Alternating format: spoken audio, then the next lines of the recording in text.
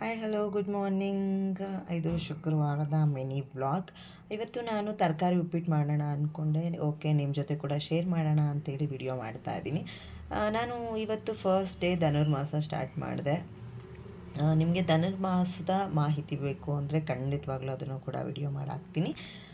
ಈಗ ನಾನು ಉಪ್ಪಿಟ್ಟು ಮಾಡೋದಕ್ಕೆ ರೆಡಿ ಮಾಡ್ಕೊತಾ ಇದ್ದೀನಿ. ಏನೇನೆಲ್ಲ ಬೇಕು ಅಂದರೆ ಹಸಿಮೆಣ್ಸಿನ್ಕಾಯಿ ಕಟ್ ಮಾಡಿ ಇಟ್ಕೊಂಡಿದ್ದೀನಿ. ಅದಾದಮೇಲೆ ಈರುಳ್ಳಿ ಕಟ್ ಮಾಡಿ ಇಟ್ಕೊಂಡಿದ್ದೀನಿ, ಕರ್ಬೇವಿನ ಸೊಪ್ಪು, ಕೊತ್ತಂಬರಿ ಸೊಪ್ಪು, ಟೊಮೊಟೊ ಇದಿಷ್ಟನ್ನ ನಿಮಗೆ ಎಷ್ಟು ಜನಕ್ಕೆ ಬೇಕು ಅನ್ನೋದ್ರ ಮೇಲೆ ಕ್ವಾಂಟಿಟಿ ಮೇಲೆ ಕಟ್ ಮಾಡಿ ಇಟ್ಕೊಳ್ಳಿ. ನಾನಿಲ್ಲಿ 4 ಜನ ತಿನ್ನುವಷ್ಟು ಇದಕ್ಕೆ ನಾನು ಕ್ವಾಂಟಿಟಿಯಲ್ಲಿ ಕಟ್ ಮಾಡಿ ಇಟ್ಕೊಂಡಿದ್ದೀನಿ. ಅದಾದಮೇಲೆ ವೆಜಿಟೇಬಲ್ಸ್ ಎಲ್ಲ ಕಟ್ ಮಾಡಿ ಇಟ್ಕೊಂಡಿದ್ದೀನಿ. ಕ್ಯಾರೆಟು, ಬೀನ್ಸು, ಆಮೇಲೆ ನೌಕೋಲು, ಆಮೇಲೆ ಆಲೂಗಡ್ಡೆ ಇದಿಷ್ಟು ಕಟ್ ಮಾಡಿ ಇಟ್ಕೊಂಡಿದ್ದೀನಿ. ನೀವು ಬೇಕಾದ್ರೆ ಇನ್ನೊಂದಷ್ಟು ಆ್ಯಡ್ ಮಾಡ್ಕೋಬೋದು. ಬಟಾಣಿ ಇದ್ದರೆ ಬಟಾಣಿ ಆ್ಯಡ್ ಮಾಡ್ಕೋಬೋದು, ತುಂಬಾ ಚೆನ್ನಾಗಿರುತ್ತೆ. ಕಡಲೆಬೇಳೆ ಒಗ್ಗರಣೆಗೆ ನಾನು ಈ ಲೋಟದಲ್ಲಿ 2.5 ಲೋಟ ರವೆ ಹಾಕ್ಕೊಂಡಿದ್ದೀನಿ. ನೀವು ನೋಡ್ತಾ ಇರ್ಬೋದು. ಏಕೆಂದರೆ ನಮ್ಮ ಮನೇಲಿ 4 ಜನ ಇರೋದ್ರಿಂದ 4 ಜನಕ್ಕೆ 2.5 ಲೋಟ ಕರೆಕ್ಟಾಗಿ ಆಗುತ್ತೆ. ನೀವು ನಿಮ್ಮ ಮನೇಲಿ ಎಷ್ಟು ಜನ ಇದ್ದಾರೆ ಅದನ್ನು ನೋಡಿಕೊಂಡು ಕ್ವಾಂಟಿಟಿನ ಆ್ಯಡ್ ಮಾಡ್ಕೊಳ್ಳಿ. ಬನ್ನಿ ಹೇಗೆ ಮಾಡೋದು ನೋಡೋಣ.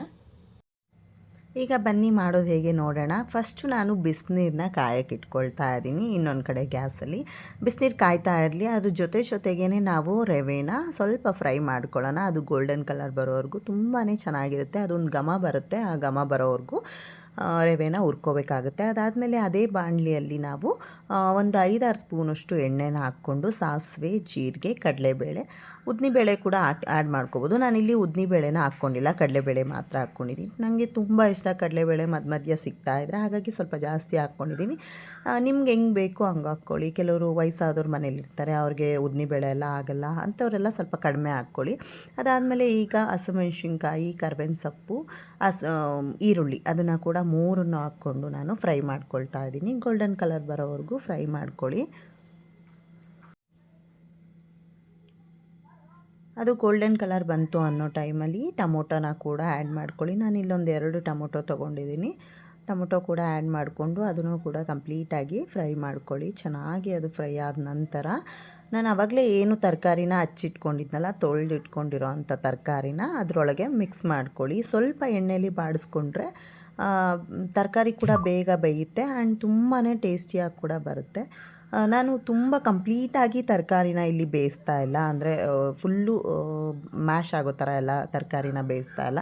ಒಂದು ಮೀಡಿಯಮ್ ಹದದಲ್ಲಿ 1/4% ತರಕಾರಿನ ಬೇಯಿಸ್ತಾ ಇದ್ದೀನಿ. ಆ ಥರ ಮಾಡಿದಾಗ ತುಂಬಾ ಚೆನ್ನಾಗಿರುತ್ತೆ. ಹಾಗಾಗಿ ನಾನು ಯಾವಾಗಲೂ ಅಷ್ಟೇ 1/4% ಬೇಯೋಷ್ಟು ಅಷ್ಟೇ ತರಕಾರಿನ ಬೇಯಿಸ್ಕೊಳ್ತೀನಿ. ಅದಾದಮೇಲೆ ನಾನೇನು ಬಿಸಿನೀರನ್ನ ಕಾಯಕ್ಕೆ ಇಟ್ಕೊಂಡಿದ್ದೆ ಅಂತ ಹೇಳಿದ್ನಲ್ಲ ಆವಾಗಲೇ, ಅದನ್ನು ಕೂಡ ಇವಾಗ ಹಾಕಿದ್ದೀನಿ. ಹಾಗಾಗಿ ಬೇಗ ಕುದಿ ಬಂದುಬಿಡ್ತು. ಯಾಕೆಂದರೆ ನಾನು ಆಲ್ರೆಡಿ ಬಿಸಿನೀರು ಕಾಯಿಸ್ಕೊಂಡಿರೋದ್ರಿಂದ ಬೇಗ ಮಾಡೋದಕ್ಕೆ ಈಸಿ ಆಗೋಯಿತು. ನೆಕ್ಸ್ಟ್ ರುಚಿಗೆ ತಕ್ಕಷ್ಟು ಉಪ್ಪನ್ನ ಆ್ಯಡ್ ಮಾಡ್ಕೊಳ್ಳಿ. ಆ್ಯಡ್ ಮಾಡಿ ಒಂದು ಕುದ್ದಿದ ತಕ್ಷಣ ನಾವು ಆವಾಗಲೇ ಏನು ರವೆನ ಇಟ್ಕೊಂಡಿದ್ದೋ ಅದನ್ನು ಕೂಡ ಕಂಪ್ಲೀಟಾಗಿ ಅದಕ್ಕೆ ಮಿಕ್ಸ್ ಮಾಡಿ. ನೀವು ನೋಡ್ತಾ ಇರ್ಬೋದು, ಒಳ್ಳೆ ಹದ ಬಂದಿದೆ, ತುಂಬಾ ಟೇಸ್ಟಿಯಾಗಿರುತ್ತೆ. ನೀವು ಕೂಡ ಟ್ರೈ ಮಾಡಿ, ತುಂಬ ಚೆನ್ನಾಗಿ ಬಂದಿದೆ. ಹೇಗೆ ಬಂತು ನೀವು ಮಾಡಿದಾಗ ಅನ್ನೋದನ್ನು ಕಮೆಂಟ್ ಮಾಡಿ ತಿಳಿಸೋದನ್ನು ಮರಿಬೇಡಿ. ಈಗ ಕೊನೆಯಲ್ಲಿ ನಾನು ಕಾಯಿ ಮತ್ತು ಕೊತ್ತಂಬರಿ ಸೊಪ್ಪನ್ನ ಆ್ಯಡ್ ಮಾಡ್ತಾ ಇದ್ದೀನಿ. ಇದು ಆಪ್ಷನಲ್, ನಿಮಗೆ ಕಾಯಿ ಬೇಕಂದರೆ ಆ್ಯಡ್ ಮಾಡ್ಕೋಬೋದು. ನಾನು ಕಾಯಿ ಮತ್ತು ಕೊತ್ತಂಬರಿ ಸೊಪ್ಪನ್ನ ಕೊನೆಯಲ್ಲಿ ಆ್ಯಡ್ ಮಾಡ್ಕೊಳ್ತಾ ಇದ್ದೀನಿ. ಈಗ ಒಂದು ಒಳ್ಳೆ ಮಿಕ್ಸ್ ಕೊಟ್ಟರೆ ರೆಡಿ ಟು ಈಟ್ ಉಪ್ಪಿಟ್ಟು. ತುಂಬಾ ಚೆನ್ನಾಗಿದೆ. ನೀವು ಇದಕ್ಕೆ ಅರಿಶಿನ ಕೂಡ ಆ್ಯಡ್ ಮಾಡ್ಕೋಬೋದು. ನಾನಿಲ್ಲಿ ಅರಿಶಿನ ಎಲ್ಲ ಆ್ಯಡ್ ಮಾಡಿಲ್ಲ. ನೀವು ಬೇಕಂದರೆ ಅರಿಶಿನ ಕೂಡ ಆ್ಯಡ್ ಮಾಡ್ಕೋಬೋದು. ಈ ಒಂದು ರೆಸಿಪಿ ನಮ್ಮೆಲ್ಲರಿಗೂ ಇಷ್ಟ ಆಯಿತು ಅಂತ ಭಾವಿಸ್ತೀನಿ. ಹಾಗೆ ಇನ್ನು ನನ್ನ ಚಾನೆಲ್ನ ಯಾರೆಲ್ಲ ಸಬ್ಸ್ಕ್ರೈಬ್ ಮಾಡಿಲ್ಲ ಆದಷ್ಟು ಬೇಗ ಸಬ್ಸ್ಕ್ರೈಬ್ ಮಾಡಿ, ಲೈಕ್ ಮಾಡಿ, ಶೇರ್ ಮಾಡಿ, ಕಮೆಂಟ್ ಮಾಡಿ. ಆ್ಯಂಡ್ ಏನೇ ಒಂದು ಮಾಹಿತಿ ಬೇಕು ಅಂದರೂ ಕಮೆಂಟ್ ಮೂಲಕ ತಿಳಿಸಿ. Thanks for watching. ಬಾಯ್.